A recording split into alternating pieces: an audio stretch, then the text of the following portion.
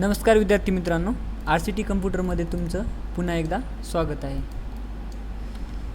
आपण मागच्या लेक्चरमध्ये होम टॅब शिकलोत. होम टॅबमध्ये बोल्ट इटॅलिक काय असते याची थोडक्यात इन्फॉर्मेशन घेतलेली आहे. याच्यामध्ये अलाइनमेंट काय असतात हे आपण बघितलेलं आहे. तर आता आपण बघणार आहोत इन्सर्ट काय असतं. इन्सर्टमध्ये सुद्धा होमसारख्याच कमांड्स आहेत, पण त्या वेगवेगळ्या असतात. आता इन्सर्टचं प्रॉपर मिनिंग काय असतं. इन्सर्ट म्हणजे काहीतरी अप्लाय करणं. आता या इन्सर्टमध्ये फक्त त्याच गोष्टी असतात जे आपण बाहेरून कुठून आणून आपल्या पेजवर टाकू शकतो. सपोज आपण इन्सर्टमध्ये आता काही कमांड आहेत. पहिला ग्रुप आहे याच्यामध्ये पेजेसच्या ग्रुपमध्ये पेज ब्रेक म्हणून ऑप्शन आहे. त्याआधी आपण काय करू, एक पॅसेज ओपन करून घेऊ. पॅसेज ओपन करायचा फॉर्म्युला असतं डी म्हणजे डेटा. आपल्याकडे डेटा तर हवा असतं ना, काहीतरी वर्क करायचं असेल तर वर्क करण्यासाठी आपल्याला डेटा लागतं. त्यासाठी डी दाबून +F3 करायचा. पॅसेज आपल्यासमोर ओपन होतं. आता तुम्हाला दिसते पॅसेज ओपन झालेलं आहे. आता इथून एक ऑप्शन आहे आपल्याकडे पेज ओपन करायचा. हे दिसते इथं. मी कर्सर ठेवत आहे माऊसवर, लक्ष देऊन बघा. ओके, माऊसवर कर्सर इथं पेज ब्रेकवर जाऊन कर्सर ठेवला आहे. मला इथून पेज ब्रेक करायचं आहे. सिम्पली मी क्लिक केलं. बघा, माझ्याकडे एक पेज होता, आता 2 पेज झाले. हे ऑप्शन आपण पेज ब्रेक करण्यासाठी यूज करतो. त्याचनंतर आहे टायटल पेजचं टायटल देण्यासाठी. जसं आपण कवर पेजवर टायटल्स वगैरे देतो ना, त्याच्या थ्रू आपण यांचं यूज करतो. तो वन पेजवर इन्सर्ट न्यू टायटल पेज आपण ओके करू शकतो. आणि ते न्यू पेजवर आपल्यासमोर एक नवीन पेज आलेलं आहे, ज्या पेजवर आपण फक्त टायटलच इन्सर्ट करू शकतो. सिलेक्शनमध्ये काय असतं बघा. सिलेक्शनचा अर्थ काय असतं, जेव्हा आपण टायटल आणि सबटायटल देतो तेव्हा आपण या सिलेक्शनचे यूज करतो. बघा, तुम्हाला इथे एक ॲरो दिसत आहे. ॲरोमध्ये आलेलं आहे. मी इथे RCT इन्स्टिट्यूट नाव टाकू शकतो. RCT इन्स्टिट्यूट दिसते. RCT इन्स्टिट्यूट हे झालं सबटायटल. पेजवर तर आपण ऑलरेडी एक टाकलाच होता टायटल टाकण्यासाठी, पण हे काय RCT इन्स्टिट्यूट झालं आपलं सबटायटलमध्ये. असं टाकायचं असेल तर आपण यांचा यूज करू शकतो. त्याचबरोबर आहे समोर टेबलचं ऑप्शन आहे. आता मला माझ्या रायटर पेजवर टेबल पाहिजेत काही, जेणेकरून मला एखाद्या वेळेस लिस्ट बनवायचं काम पडला तर आपण या टेबलचं यूज करू शकतो. ते इथे दिसते तुम्हाला ऑप्शन. मी सिम्पली क्लिक करतो आणि मला 2 रो 3 टेबल पाहिजे. सपोज मला एखादी लिस्ट किंवा एखादी स्टुडंटची यादी बनवायची असेल तर तेव्हा मी यांचा यूज करू शकतो. आता माझ्याकडे 4 रो आणि 6 कॉलम आहेत. 4 कॉलम आणि 6 रो आहेत. हे बघा तुमच्यासमोर आलेले आहेत. जे उभे असतात आपण त्यांना कॉलम म्हणतो आणि जे आडवे असतात त्यांना आपण रो म्हणतो. आपण याच्यामध्ये पहिल्या कॉलममध्ये सिरियल नंबरसुद्धा टाकू शकतो, दिसते तुम्हाला. नंतर आपण स्टुडंट नेम टाकू शकतो, स्टुडंट्स नेम. आणि पुढच्यामध्ये आपण स्टुडंटचे 2 सब्जेक्ट आपण कन्सिडर करू की 2 सब्जेक्टचे मार्क काढायचे आहेत. आपण 2 सब्जेक्टचे इथं मार्कसुद्धा काढू शकतो. सब्जेक्ट नेमच्या ऐवजी आपण डायरेक्ट सब्जेक्ट टाकू. सपोज मराठी असेल मराठी, दुसरा असेल हिंदी टाकून देऊ. या 2 सब्जेक्टचे आपल्याला मार्क काढायचे असेल तर आपण इथे सिम्पली टाकू शकतो. एक टाकलं, विद्यार्थीचं नाव टाकायचं, पर्सन, त्या विद्यार्थ्याचं नाव असो ABC. त्याला मराठीला सपोज आहे 80%. नंतर हिंदीमध्ये आहे त्याला 85. असे आपण काढू शकतो. सपोज मला दुसऱ्याचं घ्यायचं आहे, क्लिक केलं, इकडे XYZ असेल कोणी स्टुडंट XYZ, इकडे त्याला मराठीत आहे 90% आणि इकडे आहे सपोज 95 हिंदीमध्ये. असं आपण या टेबलचं यूज करून काढू शकतो. आपण हे फॉर्मॅटिंग टेबलचं जे ऑप्शन आहे, टेबलला आपण एडिट करण्यासाठी आपण याचं नंतरच्या लेक्चरमध्ये यांचं घेऊ. आता आपण इन्सर्टमध्ये काय आहेत फक्त तेच बघू. ओके, त्याच्यानंतर समोर आहे बघा चार्टचा ऑप्शन. आता या चार्टचा ऑप्शन आपण कुठं पर्सेंटेज दाखवायचं असेल किंवा आलेख पेजवर असतात आपले चार्ट्स वगैरे काढतो आपण, तर याचा यूज आपण इथे सुद्धा करू शकतो. सपोज मी स्टुडंट नेम टाकलं आणि ती सीट टाकलेली आहे. आता मला त्यांची चार्टमध्ये त्यांचा कन्वर्ट करायचा आहे, तर मी यांना सिम्पली ओपन करू शकतो. आता बघा तुमच्यासमोर हे चार्ट्स आलेले आहेत वेगवेगळ्या टाईपचे आहे. कॉलममध्ये आहे रो 1, रो 2, रो 3 आणि रो 4 कॉलम्स आहेत. त्यांना असे चार्ट आपण बघितलेलं आहे. याच्यावर राईट क्लिक करायचं. आता काय राईट क्लिक का करायचं, जेणेकरून आपण जेव्हा आता याचा कॉलम्स वगैरे जे आहेत हे आपल्याला कस्टमाइज करायचं आहे. सपोज रो 1 जो येलो कलर दिसतो आहे त्याला सिरीज किती आहे, इथे 5 आहे. तर आपल्याला जर 6 पाहिजेत असेल पर्सेंटेज त्याच्यामध्ये आपण इथे दाखवू शकतो. आता याला काय करायचं, राईट क्लिक करायचं याच्यावर येऊन आणि इन्सर्ट हे डेटा टेबल म्हणून आहे इथं ऑप्शन एक, त्याच्यावर क्लिक करायचा.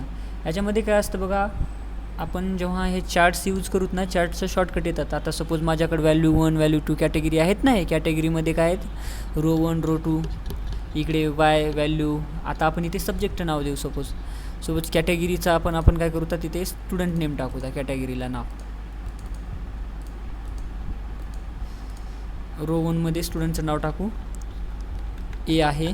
रो 2मध्ये स्टुडंट बी सी डी. आपल्याकडे असे ABCD नावाचे 4 स्टुडंट आहेत. आता मी काय करतो, सिम्पल एंटर करून घेतो. इथं दिसतेत का तुम्हाला, रो 1 रो 2 असे रो 4पर्यंत होते. तर आता इथे ABCD नाव आलेलं आहे, कळत आहे. आता व्हॅल्यूवर काय आहे, सपोज आपण व्हॅल्यू वाय आहे तर त्याच्यावर आपण सब्जेक्ट ठेवता. आता सपोज हे व्हॅल्यू वाय जे आहेत ते आपली सब्जेक्ट आहे. तर व्हॅल्यू वाढवायची ना त्यांची, तर इथे थोडीशी मोठी करून घेतो. सपोज व्हॅल्यू वाय जी आहे इथे किती आहे, 9.1 आहे. तर मला 5 करायची, 5.5 करतो. ओके. आता बघा पर्सन ए Y1चं काय आहे, त्याचं कॉलम जे आहे मोठं होईल बघा. हे बघा 5.5मध्ये आलेलं आहे Y1चं, पर्सन एचं. त्याचबरोबर बी आहे 5. सपोज मला याला करायचं आहे 10.00. बघा 10.00वर ही रेडवाला जो कॉलम आहे ते 10.00वर गेलेला आहे. तर त्याच्यानंतर येलोचं कॉलम आहे वाय मायनस येलोचं कॉलम, तिसरा कॉलम आपला. त्याच्यावर मला सपोज काय किती टाकू मी, 50% टाकतो. 50.00 टाकलं. बघा येलोचं पण वाढेल. हे बघा सगळ्यात मोठं झालेलं आहे, कळत आहे ना मी काय करतो. आता बी पर्सेंटची मला व्हॅल्यू काढायची आहे. त्याची किती आहे B%, हा. आता त्याचा जो ब्ल्यू कलरमध्ये दिसतो मला व्हॅल्यू टाकायची, सोबत 15. बघा 15 होईल त्याची व्हॅल्यू. हे बघा ॲटोमॅटिक कॉलम वाढलेला आहे. त्याच्यानंतर हे आहे बघा 2 नंबरचा कॉलम, मला 12% पाहिजे. आता बघा हे किती आहे, 9% आहे. तर आता मला 12% करायचं आहे. सिम्पली एंटर करतो. बघा ॲटोमॅटिक 12वर गेलेला आहे. तर हे मला जो येलोचा आहे कॉलम आहे तो 14%वर पाहिजे. आता मी काय करतो, इथं सिम्पली 14 टाईप करतो. बघा येलो कलरसुद्धा वाढलेलं दिसते. समजत आहे ना काय सांगतोय मी. हे आहे चार्टचं यूज. त्याचबरोबर आहे बघा दुसरा ऑप्शन आहे खाली, त्याचा थोडंसं पेज वर करून घेतो जेणेकरून आपल्याला काय करत आहोत ते कळेल. इन्सर्ट OLE ऑब्जेक्ट आहे. आता बघा माझ्याकडे एखादं ऑब्जेक्ट आहे, सपोज काय आहे याचं नाव, हे चार्ट आहे आपल्याकडे. चार्टला मला OLE ऑब्जेक्ट अप्लाय करायचं आहे. तर मी सिम्पली काय करतो, सिलेक्ट करतो चार्टला.